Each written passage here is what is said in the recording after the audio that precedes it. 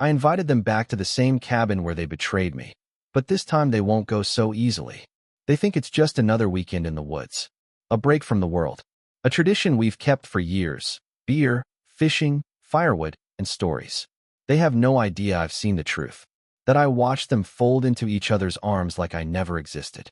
That every second they spent in that cabin alone is burned into my memory like a scar.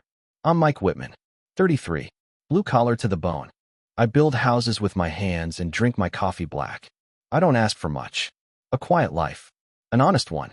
I trusted two people above all others. My wife, April, and my best friend, Cole Radner. April's a freelance designer. Bright, restless, too smart for her own good. People see her and think she's the dream. Long hair, soft voice. The kind of woman who turns heads without trying. But at home, she's different. Short-tempered. Distant lately. Lost in her phone and clients, who apparently text at midnight. And Cole, firefighter, local hero, big laughs, big charm, big lies. I used to think of him as a brother. He stood beside me at my wedding, held April's hand when I couldn't. Now I can't stop wondering how many times he's held her since. It started with a trail cam, just a motion sensor cam I strapped to a pine tree behind the cabin, meant to catch deer, maybe the occasional bear sniffing around. I hadn't checked the card in weeks.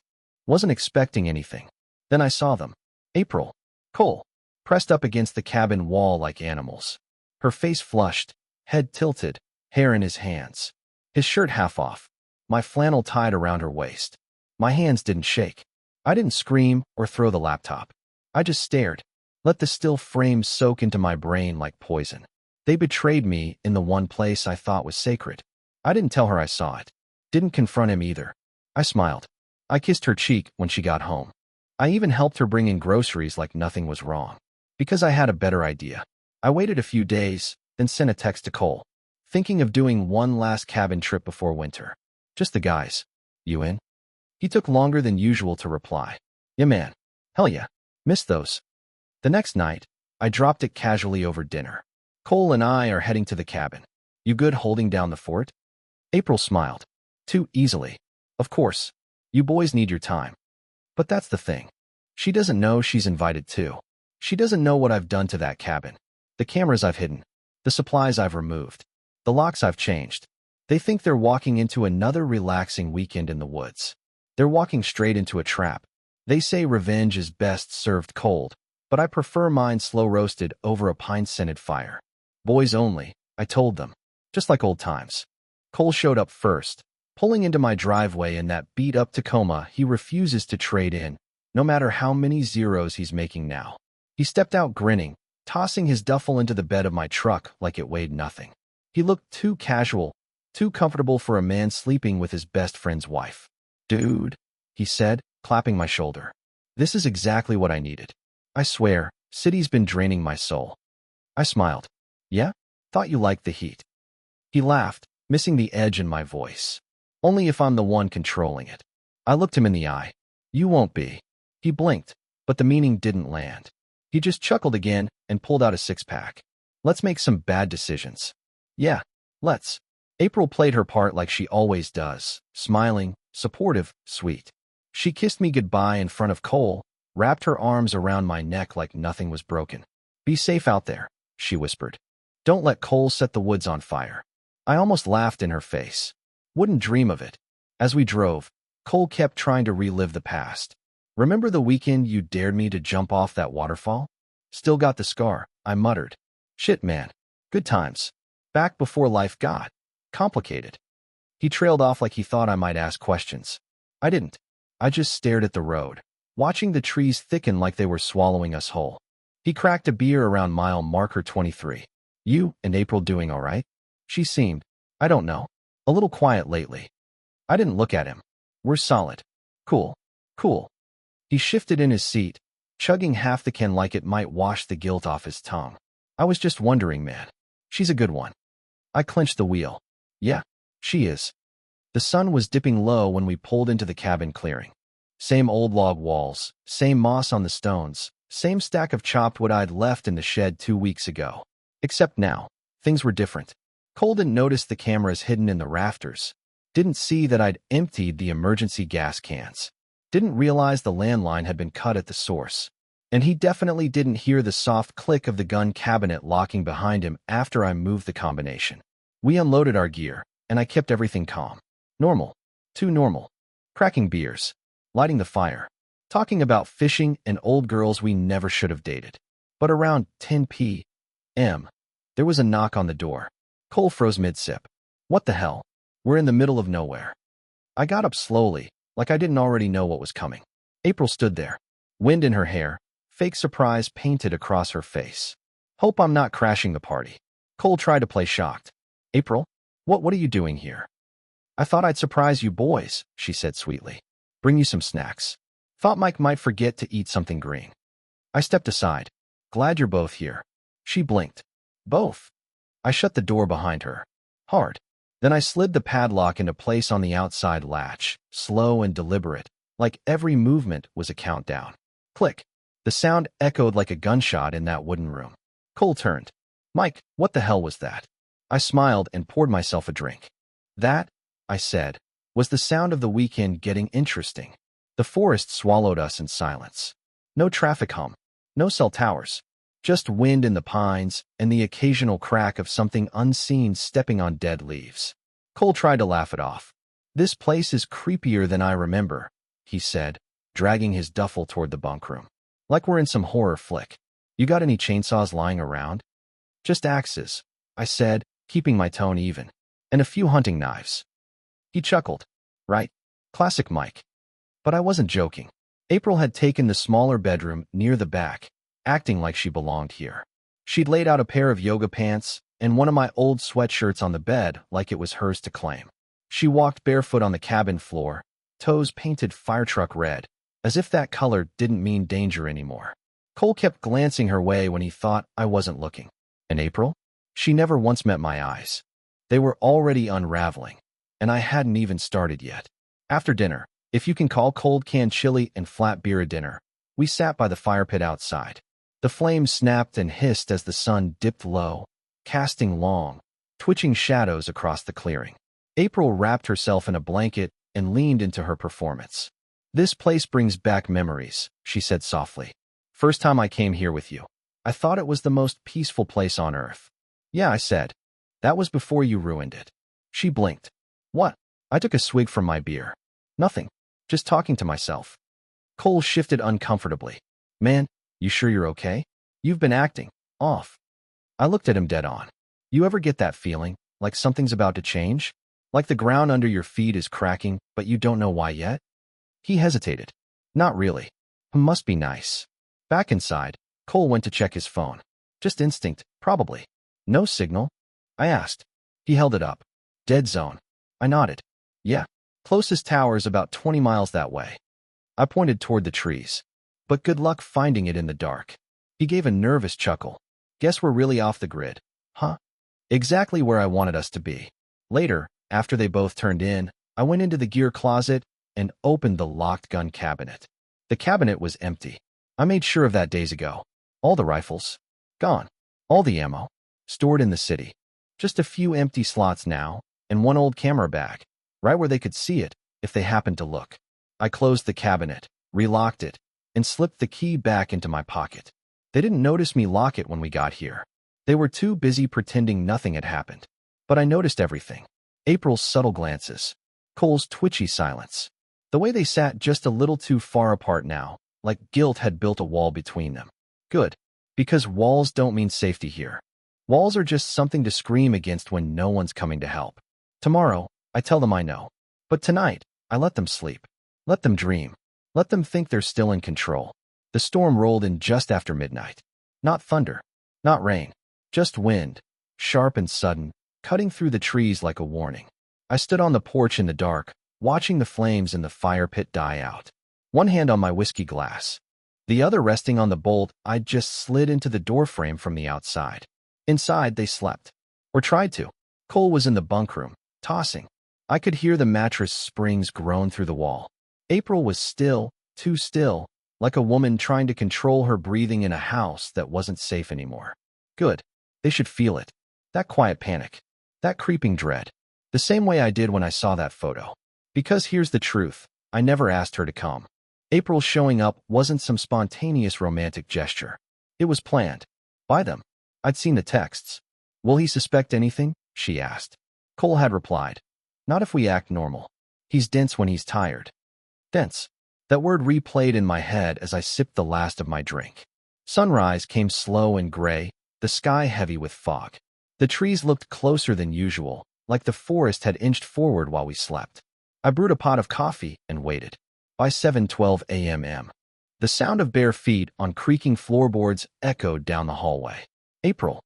She walked into the kitchen like she owned it, hair tied up, that same sweatshirt of mine draped over her like it was some kind of shield. Morning, she said, voice soft. Smells good. I poured her a cup without speaking. She didn't sit. Cole still out? I asked. Yeah, snoring like a chainsaw. I smiled. He'll stop soon. She gave a nervous laugh. What's that supposed to mean? I didn't answer. At 7:28, Cole stumbled out of the bunk room, scratching his chest. Coffee. I handed him a mug. Help yourself. He sniffed. Something smell?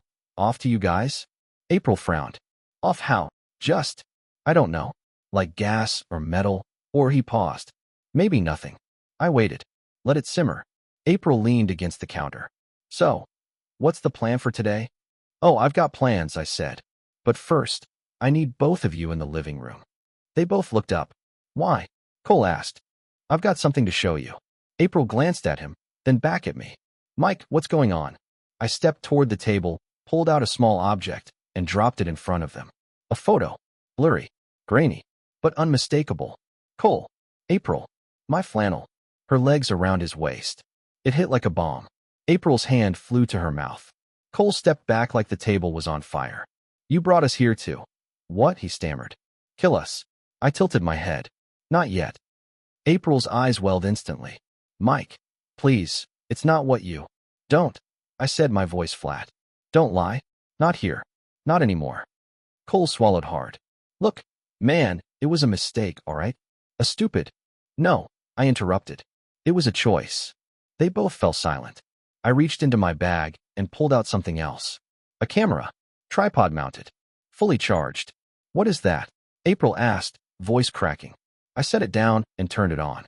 The red light blinked. We're going to make a little movie, I said. Cole laughed. A bitter, breathless thing. You're joking. No, I said. I'm documenting everything. Every confession. Every excuse. Every second. April stepped forward. Mike, this isn't you. This is insane.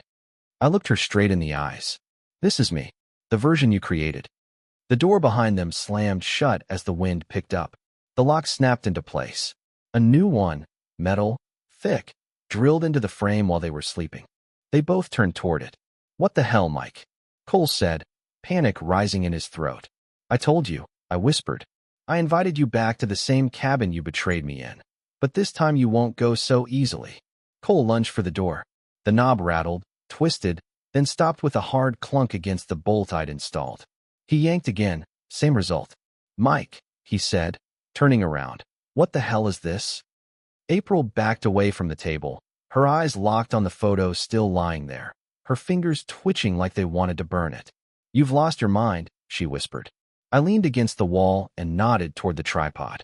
Start talking. About what? Cole asked. You know what? April's voice cracked. Mike, we didn't mean to hurt you. It was just, one time. A mistake. I laughed. Once. Sharp and hollow. Trail cam caught 4 times, April. For separate days. For different positions. Want me to show you the timestamps? She flinched like I slapped her. Cole ran a hand through his hair. Look, man, we screwed up. But this? Locking us in here like we're animals? You are animals, I said, calm as a priest at confession. I'm just giving you the cage you deserve. April's eyes filled. Please, Mike, don't do this. You already did this, I said. Together. Right here. On the porch. On my goddamn flannel. The same spot I asked you to marry me. Cole's face twisted. Okay, fine. We were wrong. It was stupid. But if you think you're going to hold us hostage out here. Oh, you're not hostages, I said, reaching into my pack. I pulled out a portable Wi-Fi hotspot, set it down next to the camera, and flicked it on. You're reality stars. What? April blinked. I pressed a button. The red light on the camera went solid. We're live, I said. streaming to a private Facebook group I made this morning. Friends, family, your coworkers, anyone who might be interested in hearing your side of the story. April's knees buckled. Cole stepped in front of her. Turn it off. No. This is illegal, he growled. No, it's not. Oregon's a one-party consent state. And I'm the party. I stepped closer. So go ahead. Tell the world how my best friend and my wife turned my sanctuary into a sex motel. The camera hummed. The Wi-Fi bars blinked green. The cabin suddenly felt smaller. April broke first. It started 6 months ago, she whispered. Cole turned. April. Shut up, she snapped. I'm done covering for you. She looked at the lens like it was a gun. It wasn't supposed to happen. Cole came by one night when you were working late. We were drinking. It started as just venting. Then, he kissed me. Cole rolled his eyes. You kissed me back. She turned on him, venom in her voice. You knew what you were doing. You've been circling us for years. Every barbecue, every lake trip. You'd wait for Mike to walk away just to get close to me. I folded my arms. How long? April looked down. The first kiss was 8 months ago. The first time was here, during your guys' fishing trip. Cole looked stunned. What the hell are you doing? Saving myself, she said. You're not dragging me down with you. I pointed to the camera. Keep going. April wiped her eyes. It wasn't love. It was distraction. Stupidity. I kept thinking we'd stop. But every time we were around each other. You chose this, I said. Again and again. Cole stepped forward. All right, enough. You made your point. Turn the damn thing off, Mike. This isn't justice. It's revenge. I smiled. You're starting to get it. April started to shake. Mike, what happens now? I walked to the table, opened the cooler, and pulled out a protein bar. Tossed it on the floor between them. You talk, I said. You confess. Everything. When I believe you've told it all, I'll decide what happens next. April stared at the bar like it was a landmine. Cole didn't move. The camera kept rolling. And somewhere, on the other side of that stream, phones were buzzing. Screenshots were being saved. Comments were already flooding in. And we were just getting started. For those watching, I said, staring straight into the lens, these two have a story to tell. A story they've been keeping from everyone, including me. April sat cross-legged on the floor, arms wrapped around herself like she could hold her shame in place. Cole stood behind her, pacing like a caged wolf, face red, jaw clenched. But neither of them dared reach for the door again. They knew it wouldn't open. Mike, this isn't you, April whispered. You're scaring me. I ignored her. For the friends tuning in. Hey, Jamie from the mill, I see your comment. This is April Whitman, my wife. And that's Cole Radner, my best friend since high school. And if you're wondering why they're locked in my cabin with me, well, let's rewind. I stepped aside and let the trail cam image fill the screen behind me. I'd printed it out, blown it up, pinned it to the wall like evidence in a crime scene. Cole lunged forward. You've made your point, man. I pulled a hunting knife from my belt and drove it into the wooden beam beside his head. Not close enough to cut him. Just close enough to make him stop breathing for a second. April screamed. Cole froze. You move again, I said, and next time it doesn't miss. He backed up, hands raised.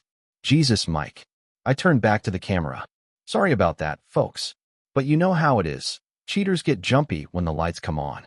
The comment section was already exploding. OMG, is this real? I work with her. Holy shit. Is this a prank? Bro, this is wild. I knew Cole was a snake. I walked over to April and dropped a second protein bar next to her. Eat. Talk. Or I'll upload the rest. April looked at me with tears in her eyes, her voice trembling. We didn't plan this, Mike. It just happened. I was lonely. You were always working. So it was my fault. I asked. Because I worked double shifts to pay for your damn graphic tablet and yoga retreats? No, she said quickly. That's not what I meant. I felt invisible. Cole scoffed. You weren't complaining when you dragged me out here the first time. April's head snapped around. Dragged you? Oh, come on, he said. You were texting me first. You made the moves. Don't act like I seduced the poor housewife. You piece of... Shut up, I barked. They both jumped. I turned the camera to face them fully. Here's how this works, I said. You each get a turn. You tell your side. Raw. Honest. If I think you're lying, I play the next clip. I've got hours of footage. You think that photo was the worst of it? April paled. Cole sat down. I'll start, I said. April, what was it? Boredom? Or was it just the thrill of knowing you were doing it behind my back? I don't know, she whispered. It was like I felt trapped, like our life was already written, and I didn't get to choose the ending. You did choose, I said. You just chose him. Cole looked at the camera. Mike, look, I didn't mean for this to go that far. It was stupid. It was reckless. But you gotta believe me, I never meant to hurt you. That's the thing, Cole, I said, leaning in. You didn't have to mean it. You just had to stop. And neither of you did. The comments were relentless now. This is like a Netflix show. April's finished LMAO. Stream this to YouTube, bro. Let them starve. April covered her face. Cole looked like he wanted to punch something. I'll give you both a choice, I said. Confess everything. Names, dates, details. Or I send this to your employers. April looked up. You already sent it, didn't you? I smiled. Let's just say, I scheduled a few posts to go live in the morning. They both started talking at once, panicked, desperate, tripping over each other's lies to get to the truth first. But I didn't stop them. I just sat down, watched, and let the camera keep rolling. Because in the cabin of betrayal, the live stream doesn't lie. And neither do cheaters when their reputations are on the line. April's voice was hoarse from crying. Cole had gone quiet, arms folded, eyes glued to the floor like if he didn't look up, none of this would be real. But it was. The camera was still rolling. The viewers were still watching. And I was just getting started. I leaned forward, elbows on my knees. So, let's go deeper. April looked up, red-eyed. Deeper. I nodded. You said it wasn't planned. That it just happened. But people don't throw away a marriage over one mistake. This wasn't a spark. It was a fuse. So when did it start? She hesitated. I'm not asking, I said. I'm telling you to answer. She blinked fast, like her brain was flipping through memory cards she'd tried to delete. Game night, she whispered. I froze. What? 3 years ago, she said, her voice barely there. Your birthday. The night you passed out on the couch after too much bourbon. My chest tightened. You and Cole were playing darts in the garage, she continued. I was cleaning up in the kitchen. He came in, grabbed a beer, and said I looked good. I laughed it off, but, after you fell asleep, he stayed. I turned to Cole. You were hitting on her the night I turned 30? Cole shifted in his seat. It wasn't like that. We were drunk. She was. Finish that sentence, I said, cold. He shut his mouth. April stared at her lap. It wasn't physical that night. Just, something clicked. After that, it was texts. Late-night chats. Dumb memes. Inside jokes. Emotional affair, I said. Before it ever got physical. She nodded. And when did it actually get physical? Cole sighed. 2 winters ago. The New Year's trip. My throat went dry. You mean the weekend I got food poisoning and stayed behind? Yeah, he said. You insisted we go without you. Said the cabin was already paid for. I laughed. Bitter. Ugly. So while I was vomiting into a bucket and FaceTiming you to make sure the roads weren't icy, you were screwing my wife? April started crying again. We didn't plan for it to happen. Stop saying that. I snapped. You drove there together. Slept in the same cabin. Lied to my face. Cole stood up. All right, man, we get it. We screwed up. But you locking us in here, streaming this like some twisted show, what's the end game? I stood too. The end game is truth. Because you didn't just betray me once. You've been doing it over and over again for years. I want you to say it. Out loud. I want you to relive it. April wiped her nose. Mike, please. This won't fix anything. I leaned down, inches from her face. No, I said. But it'll make you feel just a sliver of what I felt. I turned to the camera again. Fun fact for those still watching. I was planning to start a family with April this year. Bought a crib. Picked out names. She wanted to name our first kid after her dad. You remember that, April? She nodded silently. Yeah. Guess you weren't thinking about that when you were in his arms. Cole snapped. Enough, man. You got what you wanted. We confessed. You humiliated us. What more do you want? I walked to my backpack and pulled out the next device. A second trail cam. This one, a video. I played the clip on my laptop. April and Cole. In the back of my truck. Laughing. Her in my hoodie. Him shirtless. A perfect little slice of betrayal. April gasped. Where? Where did you? I mounted this one behind the shed, I said. Guess what? It picked up sound, too. Cole's face drained of all color. You know what you said, Cole? I asked. You said, It's kinda hot doing this here. Like, he could walk in any second. He didn't deny it. Just sat back down, like gravity finally caught up. The livestream comments were a frenzy now. This is better than cable. These two are done. This man is cold AF. Don't stop, Mike. But I wasn't doing this for them. I was doing it for me. Because for 3 years, I'd lived a lie. Loved a lie. And now, I was turning every last piece of that lie into a confession. April looked up at me, mascara streaking her cheeks. And that's when she whispered the words that shattered whatever was left. Since before we got married. Since before we got married. The words hung in the cabin like smoke. Heavy, choking, impossible to ignore. I felt them land in my chest, behind my ribs, in that fragile place where love used to live. April didn't cry when she said it. Didn't scream. She just whispered it like she was giving up oxygen. Cole didn't look at me. He didn't look at her either. Just stared at the firewood stacked by the hearth, like maybe he could crawl into it and disappear. I paced, slow, like something feral. Like I had to keep moving, or I'd explode. So you were cheating before you said I do? I said. You wore white. Smiled in front of my family. Took my last name. And you were already lying. April didn't speak. Cole, on the other hand, cracked. All right, man, he snapped, jumping to his feet. Yeah, we screwed up. You don't need to keep playing goddamn host of the trauma channel. You want me to say it again? Fine. I slept with your wife. Repeatedly. Happily. And I'm not sorry for a second of it. April gasped. Cole. He turned on her. What? He wants honesty, right?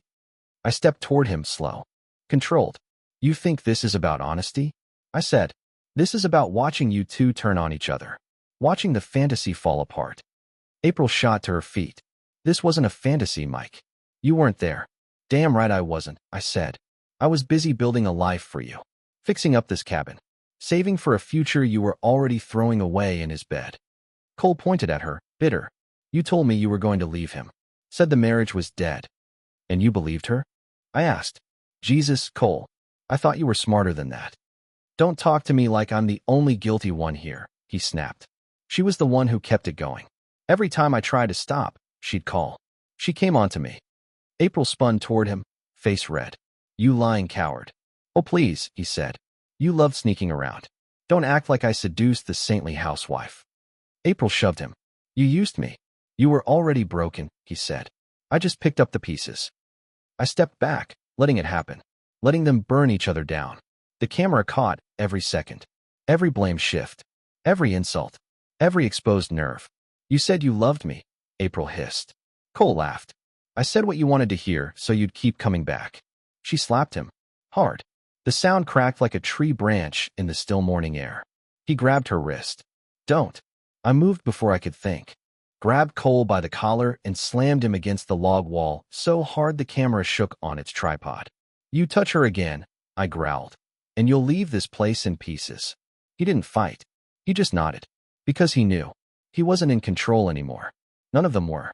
I let him go and turned back to the camera. The red light still blinked. The comments were flooding. This is insane. April's done. Fired for sure. Cole's toast too. Firefighters don't survive scandals like this. Keep streaming. April slumped onto the couch, sobbing. Cole stood in the corner, face blank. I picked up the camera and angled it down at them like a hunter lining up his final shot. You wanted secrets? I said into the lens. Here they are. Unfiltered. Undeniable. And then something new popped on screen, screenshots. Viewers had started pulling clips. Posting them. Sharing. Twitter. Reddit. TikTok. April saw it too. Oh my God, it's online. Cole's face turned to stone. Mike, April said, her voice breaking. Please, take it down. I'll do anything. I leaned in close, face inches from hers.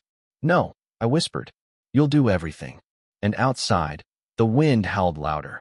Like even the trees knew something terrible had taken root here. Cole tried the front door again. It didn't budge.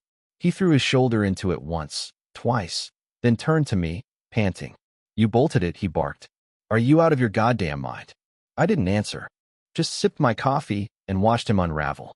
April sat on the couch, arms wrapped around herself, eyes fixed on the floor. She hadn't spoken since the stream went viral. Since someone in the comments mentioned her employer had already emailed her. since someone else posted her freelance site had been taken down for ethics concerns. Cole turned to the window next. One punch. Nothing. Two punches. Still nothing. He picked up the fire poker and smashed it into the glass, and the glass didn't even crack. Shatterproof, I said. Installed it myself. Safety upgrade. You know, for when the world gets dangerous. April looked up. Mike, please. We can't stay here. You're not prisoners, I said calmly. You're guests. You just can't leave until the story's done. Cole paced like an animal. Jesus Christ. This is illegal. This is kidnapping. I walked over to the cabinet, pulled out a sandwich I made this morning, and bit into it. The smell filled the cabin. Warm sourdough, ham, mustard, real food. Their stomachs growled in unison. It made me smile. I'm not holding you here, I said between bites. I'm holding the truth here. And if the truth needs time to stretch its legs, well, I've got time. April stood now, slowly. What do you want from us? I walked over to the camera and adjusted the angle. Frame them again. I want it all. Every message. Every secret meeting. Every lie you told to cover for the other. Because we both know you haven't said everything yet. Cole's fists clenched. So what? You torture us until we confess like it's the Spanish Inquisition. I raised an eyebrow. Torture? Please. This is just exposure. I walked to the wall, grabbed a remote, and pressed a button. A small screen flickered on above the mantel. It showed a live feed from the trail cam I installed inside the toolshed. Cole's face went pale. You bugged us. Months ago, I said, after I noticed her phone didn't lock around you. April's hand flew to her mouth. The screen flashed. A video loaded. April. Cole. The back of my truck again, a different day. Her saying something quiet. Him laughing. I don't even feel guilty anymore, he'd said. I do, she whispered. Then stop coming back, he replied. She didn't say anything. She just kissed him. Cole turned to me, voice shaking now. You've been saving all this? Waiting? I nodded. Every lie you told became a nail in this place. And now you're sealed in. April slumped against the wall, silent tears rolling down her face. There's no signal, Cole said, suddenly desperate. No phone. No Wi-Fi without your damn box. I nodded. Correct. You said you were live streaming. To a preset hotspot. It shuts off tonight. You're insane. No, I said. I'm awake. Cole tried the back door. I laughed. That one's not even a door anymore. Just a frame I boarded over from the outside. He turned, eyes wild now. Then what happens when we tell the cops? When this blows over and they come for you? I leaned back in my chair. Who said you're leaving with anything? A phone? A jacket? A shred of credibility? April's voice came out in a croak. You'll ruin us. You ruined yourselves? I said. I'm just making sure everyone sees it. I tossed a small protein bar on the floor again. The same as yesterday. Same brand. Same size. That's dinner, I said. Split it however you want. Cole didn't move. April crawled over to it, picked it up, unwrapped it with trembling fingers. Cole snatched it from her. Hey, she snapped. He broke it in half. Gave her the smaller piece. Seriously, she whispered. You think I'm not hungry too? You wouldn't be if you hadn't spent 3 years cheating like a goddamn stray dog. They started fighting. Not yelling. Not yet. Just low snarls and hissed insults. The kind that bubble up when survival replaces shame. I sat there, watching them bite into that protein bar like it was steak. And I smiled. Because guilt doesn't rot in silence. It rots under pressure. You'll stay until the truth is all out, I said, standing slowly. Then I'll decide what happens to you. By day 3, the cabin didn't smell like wood smoke anymore. It smelled like sweat, like fear, like two people trying to swallow the weight of their sins on an empty stomach. I sat at the table eating eggs and toast, real food I'd kept locked in the back shed. April and Cole sat on the floor, hunched, pale, chewing dry protein bars, and drinking water from a jug I allowed them to refill once a day. Their movements were slower now, voices quieter. The anger was still there, but buried beneath something worse. Hunger, not just for food, for dignity, for control, for any piece of their old lives that hadn't been scorched yet. April spoke first. Her voice was almost gentle. Mike, we're sorry. I didn't look up from my plate. Not sorry enough. We're falling apart, she whispered. Good, I said. Then we're even. Cole threw his head back and groaned. This is bullshit. What is this, some kind of Twisted Saw movie? You get off watching us starve? I don't want you to starve, I said, finishing my eggs. I want you to remember what it feels like to crave something and not be allowed to have it. April crawled toward the table. She didn't stand, maybe couldn't. We get it. We were selfish. We were cowards. But this isn't right. I stood slowly, pushed my plate away, and walked over to the fireplace. You know what's funny? I said. You both thought I'd break when I found out. That I'd drink. Snap. Maybe cry. Cole muttered. You kinda are snapping, man. I turned sharply. No, this isn't a breakdown. This is clarity. This is what happens when a man who's been loyal, patient, and blind finally sees. They didn't argue. They couldn't. Their energy was nearly gone. April tried again. Please, let us go. We won't tell anyone. We won't press charges. I raised my hand. Silence. I don't believe you, I said. But even if I did, I don't care. Cole leaned against the wall. His face looked gaunt now. His lips cracked. You made your point. No, I said. My point comes later.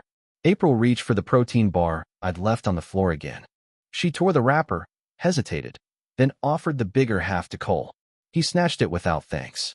She watched him eat it like a starving animal. That's when something in her changed. I saw it. The shift in her eyes. The survival instinct turned into something else. She moved closer to him, touched his arm. Do you remember that first night? She asked softly. The cabin in January? Cole looked confused. What? She leaned in. We didn't even make it to the bed. Just the rug in front of the fire. He blinked. April. She kissed him. Slow, soft, deliberate, right in front of me. Cole didn't resist. His hunger wasn't just in his stomach. His guilt had started to fade. He let it happen. I stepped back, silent, letting the moment stretch. April moaned quietly into his mouth. Then, she opened her eyes, looked right at me, cold, calculating. I saw the truth immediately. This wasn't love. This wasn't passion. This was a move. A power play. She was using him again. Not for comfort, but for leverage. Cole didn't know. He kissed her like it was real. But I knew. Because 5 feet away, my camera was still rolling. And she'd forgotten all about it. I walked over, picked it up, tilted it just enough to catch their reunion. She noticed the red light too late. Even locked in a cabin, I said calmly, you're still cheating. April pulled back like she'd been burned. Cole stared at her. Wait, what? I was trying to survive, she snapped. He's starving us. You were using me. Like you didn't use me first, she hissed. They started shouting. I let them. Because the camera was still rolling. And betrayal's best fuel is hunger and panic. And this time, it wasn't me turning them against each other.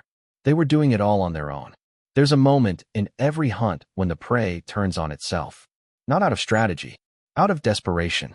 I saw it happen the second April kissed Cole. But I saw something even better the second after. Regret. Not his. Hers. Cole stood in the center of the room, lip bleeding from where April had shoved him away, eyes glassy with betrayal, again. Only this time, he wasn't the cheater. He was the fool. The pawn. The backup plan for a woman who never ran out of exits. You used me, he said quietly, the words barely more than breath. April didn't deny it. She didn't have to. The camera caught everything. The kiss, the turn, the manipulation. My audience, still growing by the hundreds, was eating it alive. She's playing both sides. Damn, even in captivity, she's scheming. Poor bastard. Karma in real time. April sat on the edge of the couch, face unreadable now. A new wall had gone up behind her eyes. The tears were gone. The fear dulled. What replaced it was colder. Smarter. Survival mode. I was trying to make him stop watching, she said to Cole, flatly. He's feeding off this. You didn't have to kiss me, Cole snapped. You didn't have to kiss me back. I stood by the window, watching them spiral. It was better than I planned. I thought I'd be dragging their secrets out, one by one. Instead, they were doing the work for me, bleeding truth in front of a live audience. Cole looked like he was going to swing. I didn't stop him. Not yet. Mike, April said suddenly, can we talk? Just you and me? I raised an eyebrow. Now you want private time? She stood slowly, approaching. Not too close. She knew better now. Please. Just 5 minutes. No cameras. No. I want to apologize, she said. You already did, I said. Right after you faked that kiss. Cole barked out a humorless laugh. April turned on him. Shut up. You don't know what this is like. I know enough, he said. I know the second you couldn't seduce your way out, you turned on me. Because you never meant anything, she snapped. You were just the escape hatch I used when my marriage started to rot. Cole charged. I grabbed him mid-step, shoved him back against the wall. No, I said. Not yet. He struggled in my grip. She's poisonous, Mike. She'll lie to you until the grave. I know. I should have never believed a word out of her mouth. I leaned in close. Then maybe next time, don't put your dick in someone else's wife. He froze. April laughed, bitter and sharp. I released him. He slid down the wall, breathing hard. You done? I asked. He didn't answer. I walked over to the shelf, reached up, and pulled out the last SD card. A new one. This one had footage from the night before. The kiss. The whisper. April's glance into the camera. I popped it into the laptop. Let's watch, I said. April stood. No. Mike. Shut up. The screen flickered. The audio kicked in. I fast-forwarded to the part that mattered. Her leaning into Cole, whispering. He's watching. Let's give him a show. The room went dead silent.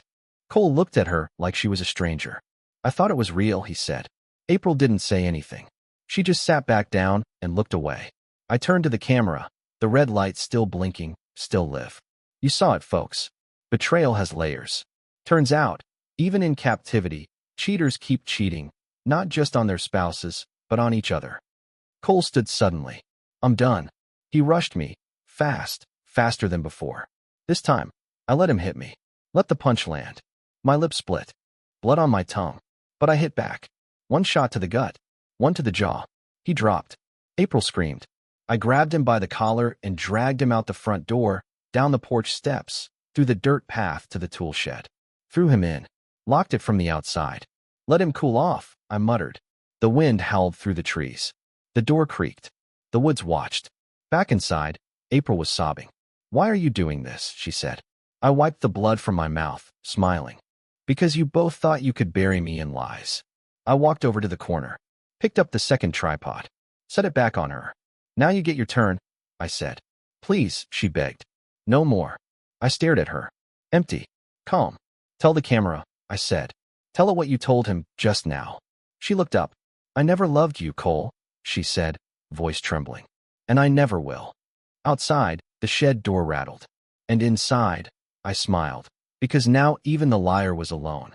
Revenge doesn't scream. It whispers. It waits. It cuts after the bleeding stops. By morning, I'd uploaded the first full edit. 23 minutes. Clean transitions. No music. Just raw audio, confession after confession. April sobbing. Cole cursing. The kiss. The slap. The second betrayal. Their guilt laid bare, framed and sealed like a coffin. I called it the cabin confession. Private at first. Just the inner circle. But I knew what would happen next. It always does. Someone leaked it. By noon, the clip had hit Reddit. Then TikTok. Then a burner YouTube account. By evening, the views were over 200,000. Comments multiplied like wildfire. Caught in 4K. Wife and best friend. Coldest revenge ever. You see her flip on the guy she cheated with?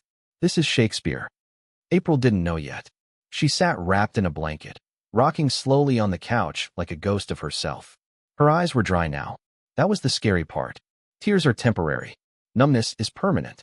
She flinched when I approached, even though I hadn't touched her once. I sent it, I said. The video. She blinked. To who? Everyone. She swallowed. My clients. Gone. She leaned forward. Mike, please. I'll lose everything. You mean what you hadn't already thrown away? I asked. Her lip trembled. I didn't think it would go this far. No one ever does. Until the fall hits. She opened her mouth to argue, but then the phone buzzed. Not hers. Not mine. A backup I'd hidden in the cabinet, set to vibrate when certain names came through. I tossed it to her. It buzzed again. April Whitman terminated from her biggest client.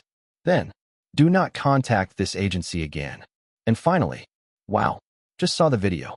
You're disgusting. She dropped the phone like it burned. I told the truth, she whispered. Isn't that what you wanted? You told the truth, I said, stepping closer, because you got caught. There's a difference. Outside, the shed rattled. Cole had gone quiet sometime after midnight. No more screaming. No more threats. Just pacing, breathing, waiting. I hadn't fed him. One protein bar in the morning, left on the floor.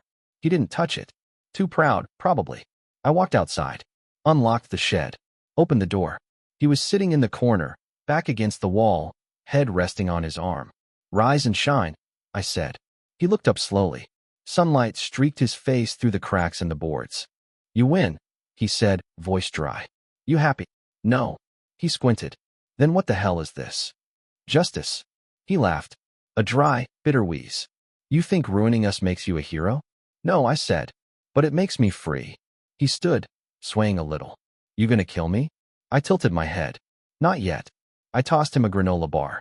He caught it midair, hands shaking. He didn't thank me. I didn't expect him to. Back inside, April was standing now, staring at the window.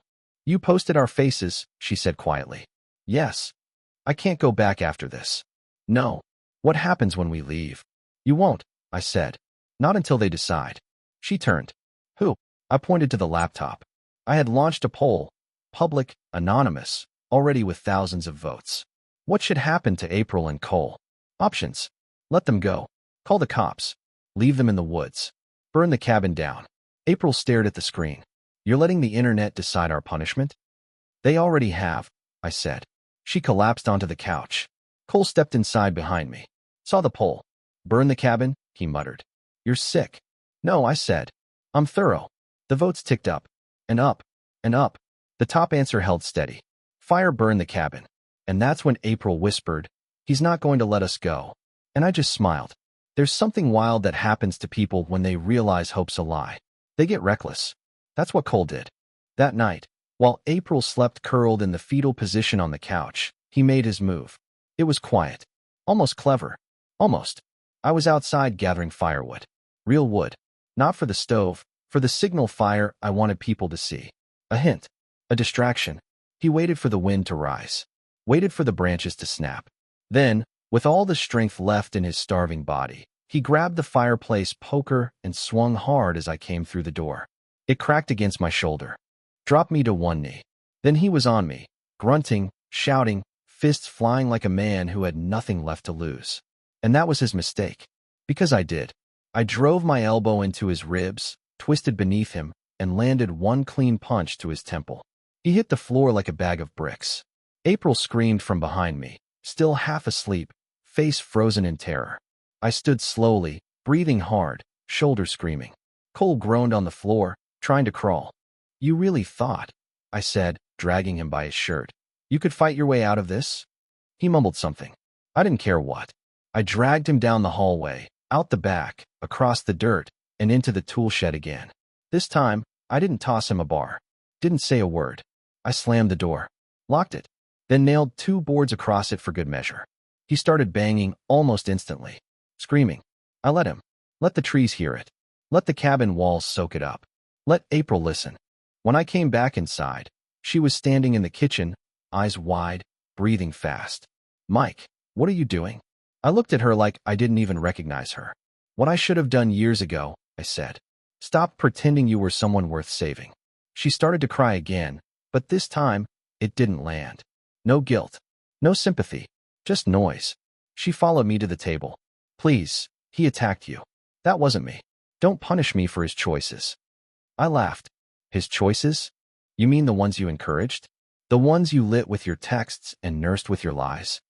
I was lonely, she whispered. You were ungrateful. She sat down slowly. If you kill us, you'll become worse than what we did. I stared at her, then walked over to the laptop. The poll was still up. The vote was final. Burn the cabin. Over 78%. April saw it too. She shook her head. Mike, please. I'm sorry. I'll spend the rest of my life making this right. You don't have to do this.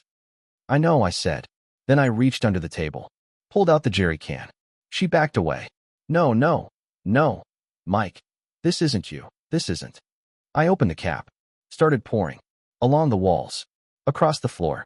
Soaked the couch. The doorway. Every place they'd touched. Laughed. Fucked. The smell hit her first.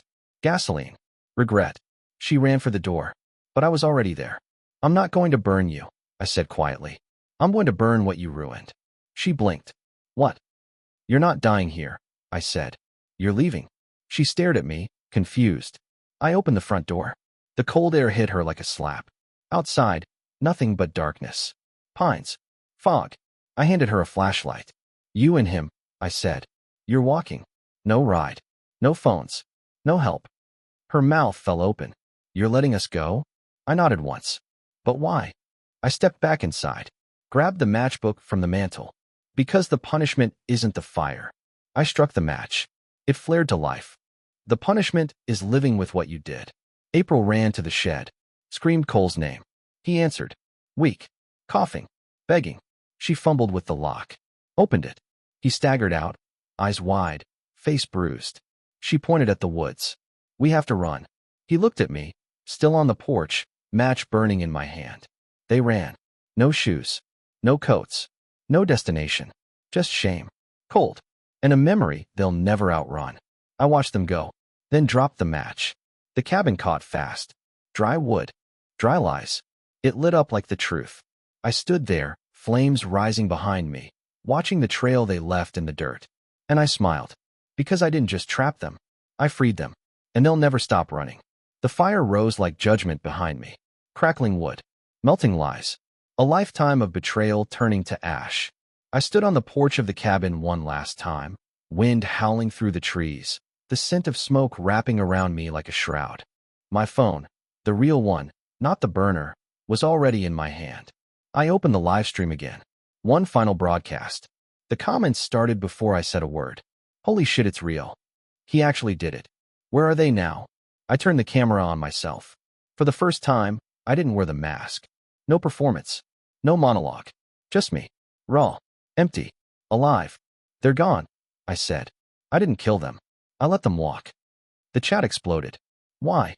Burn them too. You let them off easy. But I shook my head. You think fire is the punishment? I asked. Fire is mercy. It ends pain. Erases the evidence. But what I did, that'll linger. I turned the phone, showed the fire in full rage behind me. My cabin. Our cabin. The place they turned into a secret motel of betrayal, glowing like a beacon in the forest. They're out there, I said. No jackets. No phones. Just the cold in each other. And the weight of knowing the whole world saw who they really are. I paused. And maybe, when they're lost in those woods, barefoot and broken, they'll finally understand what it feels like to be abandoned. The screen lit up with hearts. Fire emojis. Screaming faces. It was a show, sure. But not for them. For me. I ended the stream. Then, without ceremony, I opened my camera roll. Selected every video. Every photo. Every clip. And deleted them. One by one. Not out of guilt. But because I didn't need them anymore. I'd won. They stumbled through the woods like hunted animals. April and Cole. Cold. Bleeding. Shaking. Still too proud to look at each other. Still too broken to separate. I watched from the edge of the tree line, binoculars in hand, until their shapes vanished into the gray. Then I walked back to what was left of the cabin. Nothing but embers now. No more couches. No more trail cams. No more memories. Just charred wood and silence. I stood there, wind blowing through the black skeleton of the porch, and I closed my eyes. Breathed in the cold. Felt everything. And nothing. Because I wasn't the man who drove up here a week ago. That man was dead. The one standing now? He was free. Free of love. Free of illusions. Free of the weight of trusting the wrong people. And when I finally walked away, one slow step at a time, I didn't look back. Not once. Because I knew the real punishment wasn't the fire. Or the starvation. Or even the shame. It was what came after. The silence. The knowing. The memory of a cabin that used to be safe. Now a scar they'd carry for the rest of their lives. They betrayed me in that cabin. So I invited them back. And this time, they were the ones who didn't leave whole.